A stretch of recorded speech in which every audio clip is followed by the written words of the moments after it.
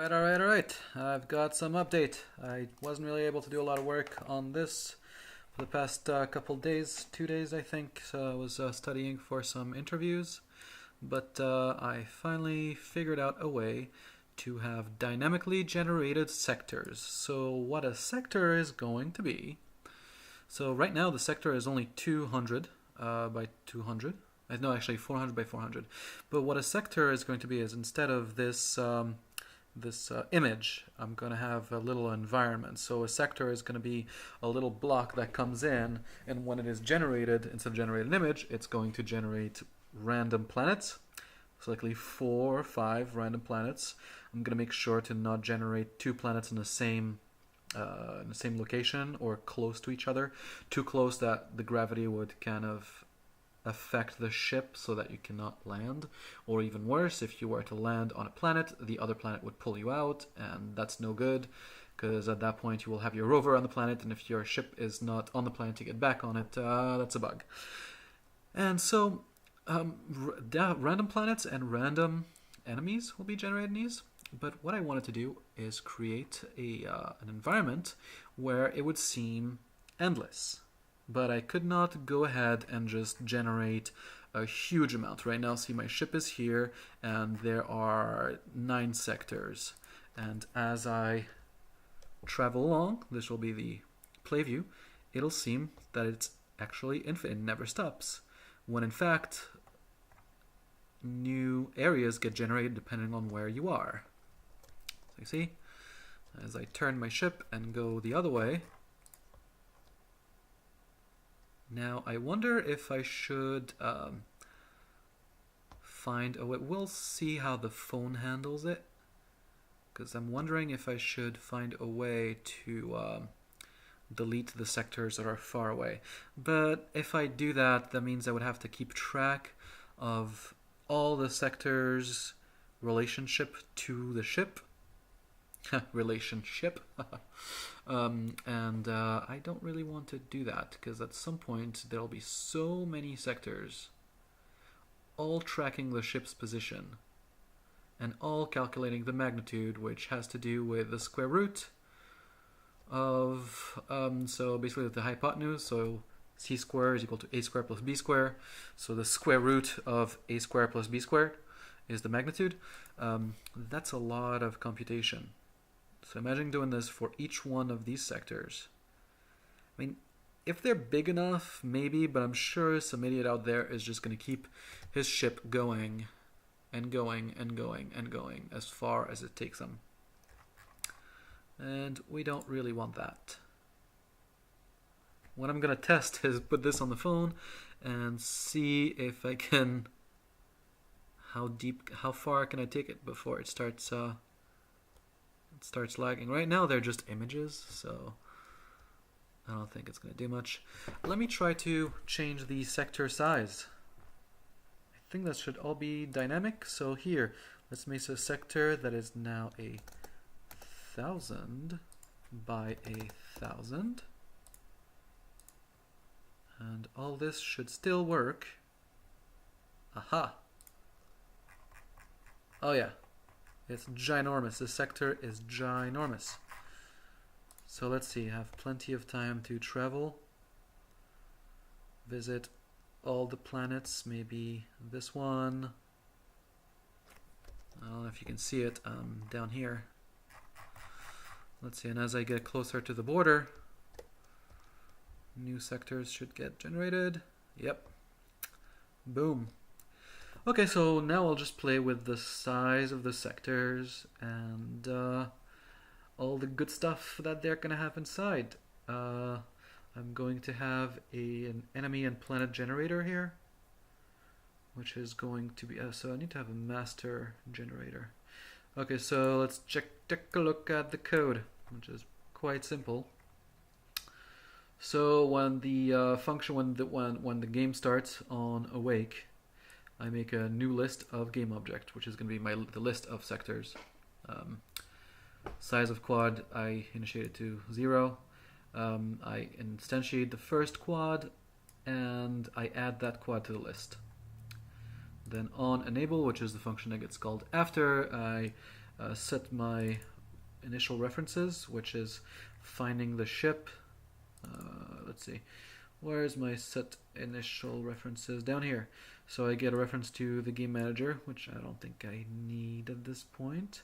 I find the ship, and oh yeah, I find the space master. The space master is this little function, this little class that has a delegate and an event. Basically, the event will say, when it gets called, it will pass in a game object, which is going to be this sector. I use it when do I use it? So I use it to keep track of the sectors, I think. The sector that I'm over. So let's see. Space Manager, SPM.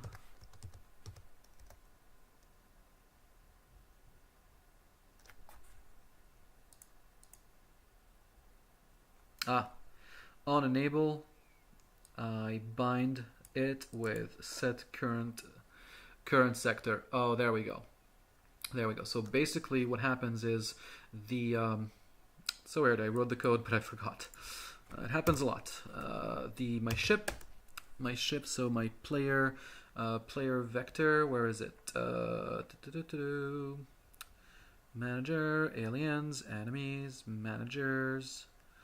Where is my player script? Rocket vector. So I think the rocket vector will be the one calling.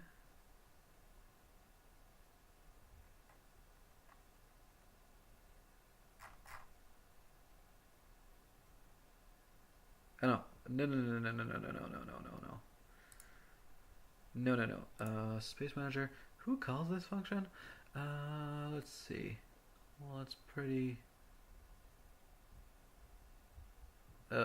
Space cell. Oh, huh. Yes.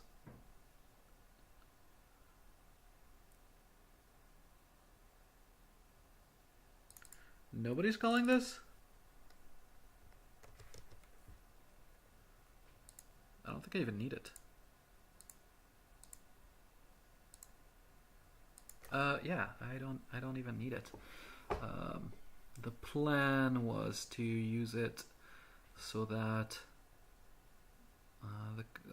yeah, that was a different way. I don't even need this. That was a different way of doing stuff. I wanted the ship, whenever it's over a sector, to call the event and pass that sector as the current sector.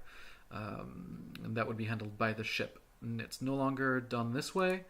Now it is done this way. This new way is finding the current sector. So okay, so I add the current sector, the sector into the list. I don't need this. Let's take it out and see if it still works. Most likely it will. If nothing cries here, I'm pretty good.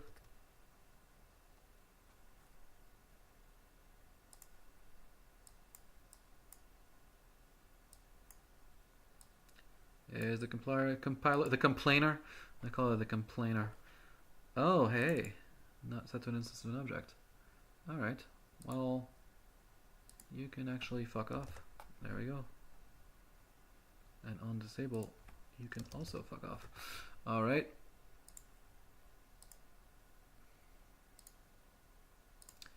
Let's restart. Let's clear.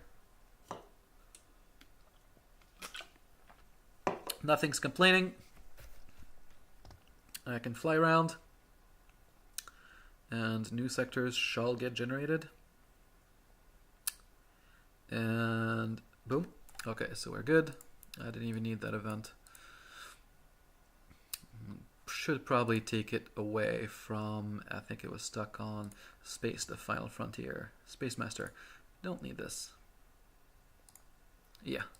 And I'm going to take this code out and this code out and this out. And actually even this. So anyways, so we get back and Now we are on update. Oh, on start, we set the current quad to the quad on which I'm on. There's one in the center. The size of the quad is being calculated. It's 1,000 by 1,000. Calculate my local bounds. So that's a very important function. So depending on the current quad, I will calculate the bounds of that quad in global space. So as I start the game, since it's 1,000 by 1,000 and I am in the center, so the leftmost bound will be negative 500. There we go, they're all here. And positive 500. And as I move on to the next quad, when the new quad becomes the current quad, let's go here, for example, the bounds will get recalculated. So now the upper right bound will be 500 and lower bound will be what, 500, negative 500. Oh, let's see what it tells us. There we go. There we go. Now the minimum is negative 1,500 and negative 500, which is right here. So as I'm on a different, mostly the current quad, I recalculate the bounds. That way I know that when I cross that bound, I need to generate some more quads. So I have a little function here to generate quads. This one is generate quad 3, which is like a keypad on your computer keyboard. 1, 2, 3. It's the bottom right corner. So all right, it generates a quad. It sees if it already exists in the list. If it doesn't, then I create one. I add it to the list. Oh, I add its position to the list. It's a list of positions of quads. And yeah, okay. So I have a function for each one of the quads, left, down, up, right, and diagonals. And then I have one function wrapper that wraps everything, build all quads. And in my update on every frame, I find my current quad, which is a pretty clever way of solving my problem. Instead of trying to find, see, earlier I was trying to, if I'm here, at first I said the distance to create a new quad will just be half of the edge of a quad. So if we're talking 1,000, I'm saying 500. So if I am past 500, create a new one. Up, that's easy. But when I'm at a diagonal, it really looks at the radius of this circle. So basically when I'm in this dead spot, it doesn't know where I am because I'm too far from this and I'm not far enough from the next quad. So I was going to go into some crazy mathematics trying to figure out every distance. So if you have, if I'm here, right, the cosine of, and I definitely know this angle from 0 because I can trace a vector from 0, 0, from the center of the quad to me. I can find the angle, and I know SOHCAHTOA. So the cosine of this angle, cos of theta, is equal to the adjacent divided by the hypotenuse, a divided by hypotenuse. So basically, the hypotenuse will be the adjacent times the cosine of the angle. Let's see, 2 is 12 by 6. 6, no, it's a over cosine. Cosine of theta, and I was gonna have to do that for every position, like here, here, here, everything, and that would have taken a lot of processing. Instead, the clever way of solving this is, since I'm working in 3D, might as well take advantage of that. So what I'm doing is, you see, the quad exists under the ship, yet its collider is above the ship.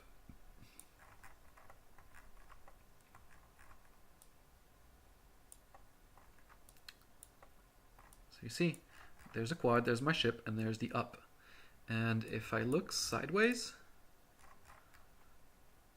that quad has a collider above, which is transparent, and my ship just throws a ray and finds out which collider it's colliding with. So it's saving a lot of processing, And yeah, I'm not sure if it's a way that anybody would use. It's just what I figured out. That way, when the ship slides to its next position, it will touch the next collider. I did not want to use entering a sector's collider with the ship, because if the ship is here and your collider is a sphere or whatever, no matter how small it is, at some point you might run into the situation where your collider is here, and then you move up and it's here, and then you move inside of sector 7 and your collider has collided with 7, but then you decide to move down. So you haven't finished the collision with 4, you just started the collision with 7, and you're moving back down, meaning now you have no collision with 7 anymore, and you never had any with 4. So if the player ever does this move, goes halfway and down, then there's going to be a bug. Even if, no matter how small your collider gets, there could always be a possibility where the player moves to a point where they are a little bit inside of the next collider and then decide to turn around. So I didn't want that. And that's what we got. Sorry for the longish video. Oh wow, 16 minutes. Holy crap. Okay, thank you, and I'll update some more. I'll be on vacation between Thursday to Tuesday, so I won't be doing any work on this. But yeah, I'll get back to it as soon as I come back home. Thank you. Bye.